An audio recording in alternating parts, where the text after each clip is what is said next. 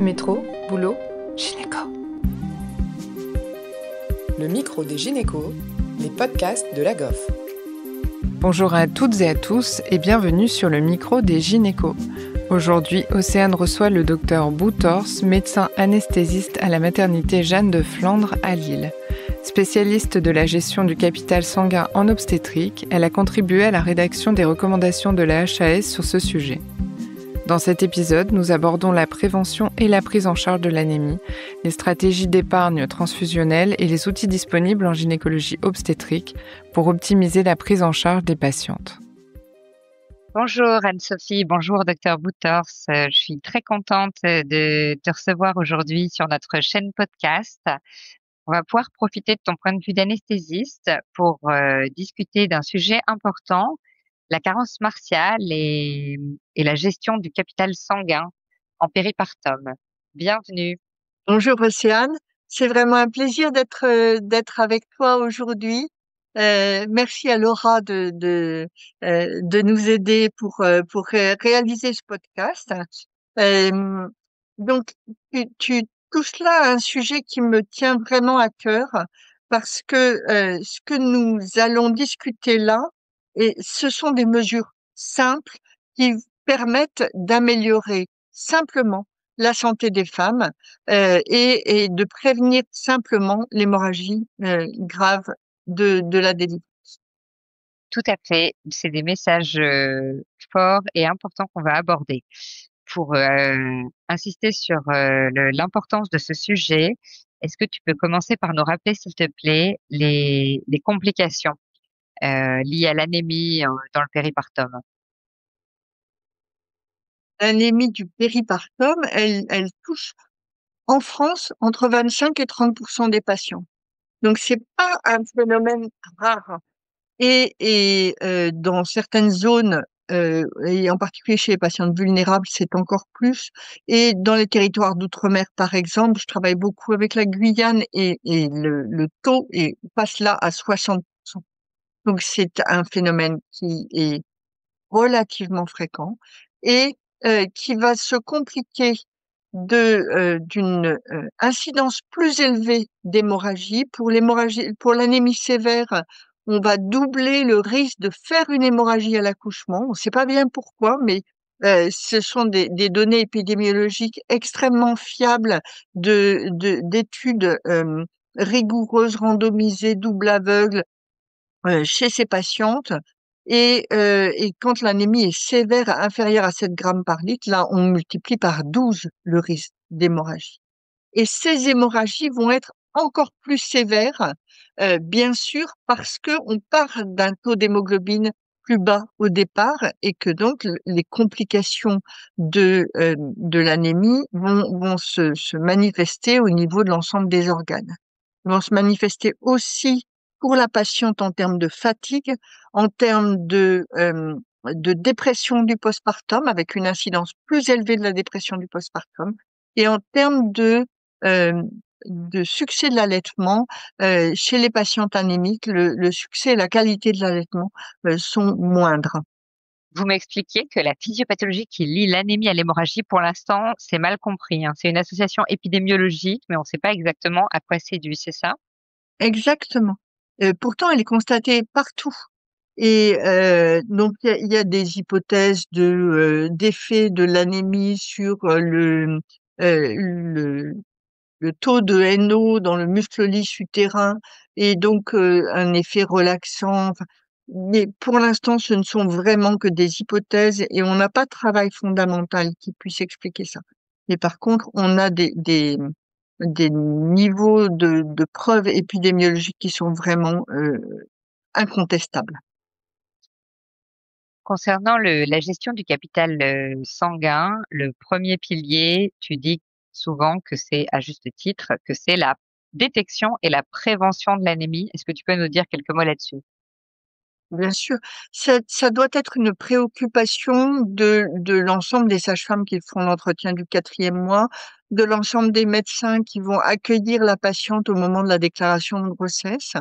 Il y a évidemment le geste clinique simple de regarder la coloration des paupières, enfin de l'œil et ensuite il y a la détection systématique de l'anémie et chez les patientes à risque, c'est-à-dire les mamans qui ont eu plusieurs grossesses, les patientes qui ont une alimentation de type vegan avec un manque d'apport de fer, eh bien il va falloir prendre en compte et vérifier le taux de la ferritine. Mais il y aura de toute façon, même si le taux est au départ euh, raisonnable et dans les normes, il va y avoir un coût martial de la grossesse. Et ce coût martial de la grossesse qui permet au bébé de se construire va amener la maman à prendre sur ses réserves.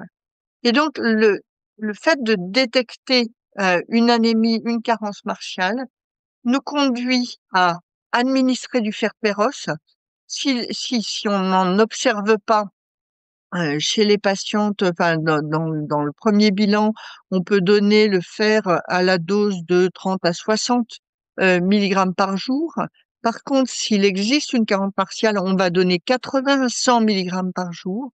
Il faut pas compter sur les solutions multivitaminées qui contiennent en général pas plus de 14 milligrammes par jour de fer. Donc, il faut vraiment s'attacher à la restauration de la réserve en fer et surtout, il faut le donner pour que ça soit bien supporté, qu'il n'y ait pas de constipation, qu'il n'y ait pas de gêne intestinale. Et il y a eu des travaux extrêmement pratiques qui montrent que on peut donner ces doses-là un jour sur deux, que c'est tout aussi efficace et beaucoup moins générateur d'effets secondaires. Donc ça, c'est la première chose. Les recommandations de la HAS qu'on a rédigées avec Anne-Sophie Baptiste, avec Chloé Arthuis et avec Estelle Moreau insistent bien sur le fait de vérifier à 2 à 4 semaines que le fer a été restauré par ce traitement Péros. Et ça, pour l'instant, ça n'est jamais fait.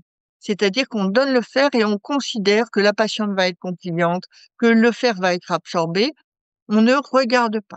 Et si jamais le taux d'hémoglobine ne s'est pas restauré de 1 gramme au bout de 2 semaines ou de 2 grammes au bout de 4 semaines, eh bien, il va falloir aller chercher d'autres causes, le déficit en folate, le déficit en vitamine B12, et puis aller chercher également la restauration plus rapide et plus efficace par l'injection de fer intraveineux en hôpital de jour sur la base de 1 gramme qui va restaurer rapidement les réserves de la maman et permettre qu'elle ait une fin de grossesse en forme et bien pour son bébé aussi puisque le bébé est très consommateur de fer.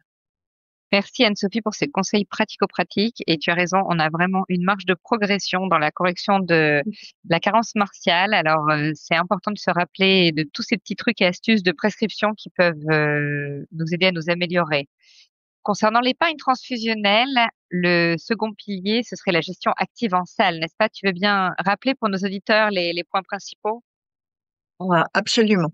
Il y a pour le mécanisme physiologique qui arrête l'hémorragie au moment de la délivrance, c'est d'une part la ligature vivante de Pinard, c'est-à-dire la compression mécanique des vaisseaux qui sont du lit placentaire, donc qui est ouvert, branché directement sur l'aorte et ouvert sur l'extérieur au moment du décollement placentaire.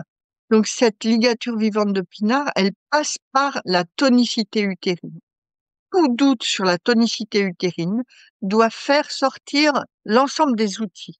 Alors bien sûr, la délivrance dirigée, c'est-à-dire l'injection prudente, lente de 5 unités d'ocytocine juste après le clampage du cordon, enfin au moment du passage des épaules même.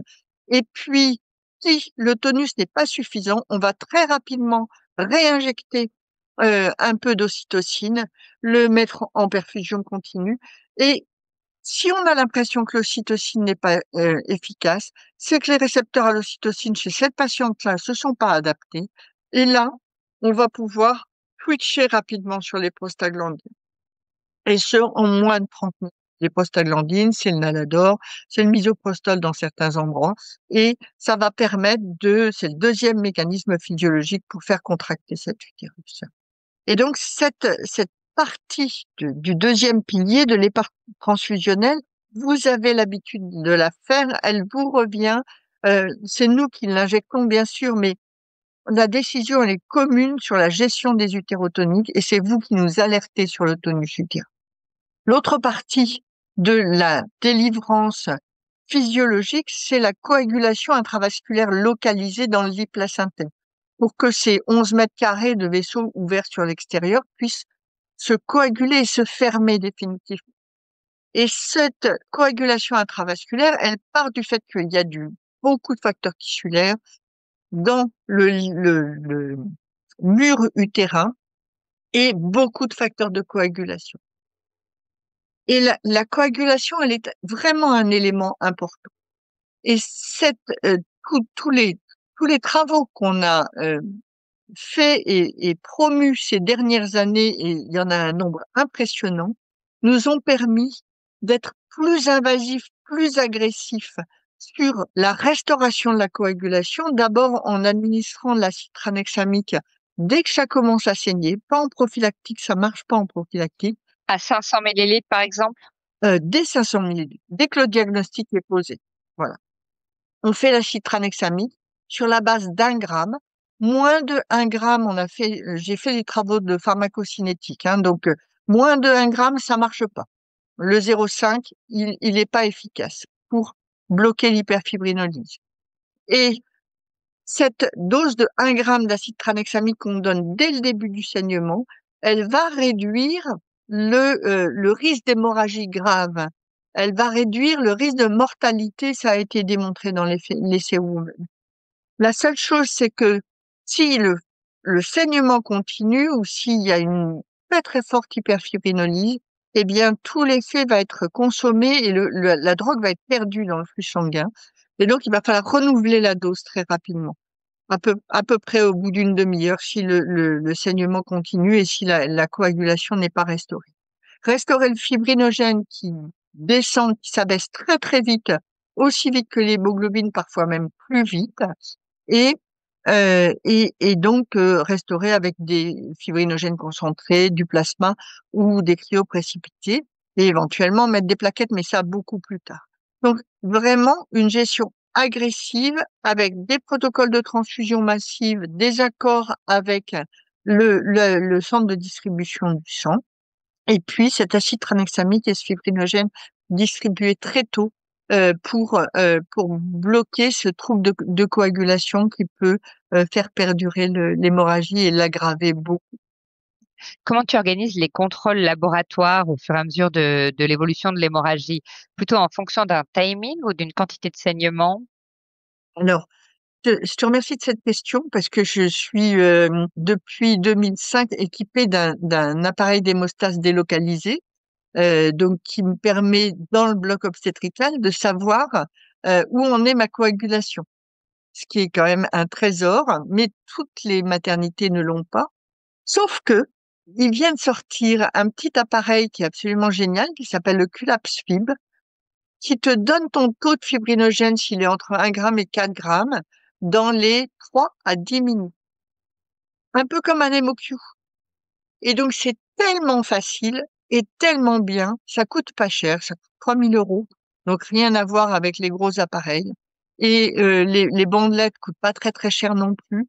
Et cette mesure de l'hémoglobine, du fibrinogène dans le cours d'une hémorragie va éviter qu'on parte vers ces coagulopathies extrêmement importantes et ces hémorragies massives qui vont aboutir à l'insuffisance rénale, à des atteintes de choc hémorragique chez la patiente. Donc vraiment, on a des outils qui sont plus performants pour réagir vite pour les patientes qui en ont besoin et ensuite pas mettre de produits si les patientes en ont pas besoin. C'est aussi mieux ciblé et économiquement, c'est valable, c'est-à-dire qu'on évite des transfusions pour les patientes qui en ont pas besoin et on les met très vite, très fort pour les patientes qui en ont besoin. Même chose avec le cell saver, qui est un instrument de récupération du sang épanché, de lavage et de retransfusion. Et donc, ce cell saver qui n'était pas employé à cause du risque de l'embolie amniotique, on a prouvé que pendant la césarienne, c'était tout à fait possible et qu'on lavait les cellules amniotiques. Et là aussi, c'est un énorme progrès parce que pour ces hémorragies massives, eh bien, on va pouvoir redonner son sang à la patiente avec l'aide des obstétriciens qui récoltent tous les petits globules rouges qui circulent. Et donc, ça change complètement la réanimation in situ de la patiente. Voilà. Tu conseilles de le préparer dans les situations à haut risque hémorragique ou Le cell saver, oui, de le absolument. sortir même dès le diagnostic, ce serait encore temps?